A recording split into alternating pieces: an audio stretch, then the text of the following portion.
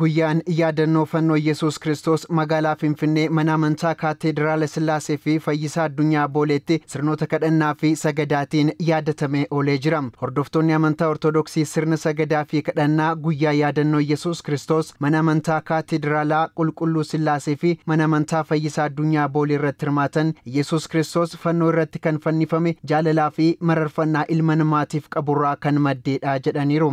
Kiristoos besigaw እኛን መስሎ ኢየሱስ ክርስቶስ ፎኒን nu fakkaatee nurraa dhalatee irra deebiin gooftaa akka ta'u karaa barsiisuu danda'uun ilma namaaf kabajaa fi jaalala ofiin du'uun fayyisee barsiiseera.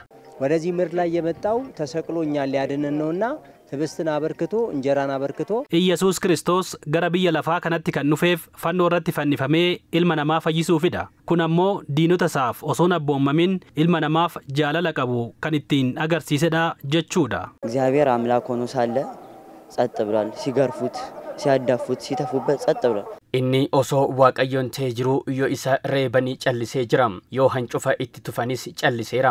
kanaaf aarsaa Kiristoos ilma namaa fi haala kanaan kafalee kanarraati obsaa fi jaalala barachuu qabna.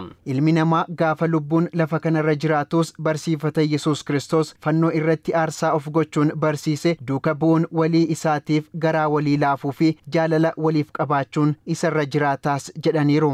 ሁሌ ያለሙ ገዢ መድኃኔዓለም እኛን በፍቅሩ አሸንፎናልና ሁላችንም ትህትናን ከሱ ፍቅርን yeroo hunda addunyaa kana kan bitu fayyisaan addunyaa fannoo irratti fannifamee jaalalaa fi mararfannaa isaa nutti agarsiiseera. kanaafuu ilmi namaa lafa kanarra jiraatu hundi jaalala Yesuus Kiristoos irraa baratee waliif agarsiisuu qaba.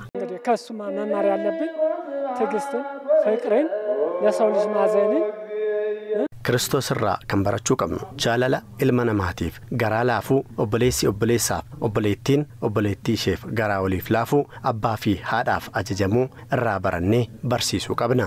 እግዚአብሔር ዋናው ወደዚህ ዓለም ያስተማረው ነገር ፍቅርን መተሳሰብን ትዕግስትን አንዱ ለአንዱ መተሳሰብ እንዳለበት መፋቀር እንዳለበት waaqayyoon addunyaa kana kan barsiisee inni ijoon jaalala waliif yaaduudhaa fi obsa waan ta'eef ilmi namaas addunyaa kanarra gaafa jiraatu isa kana waliif godhuu qaba.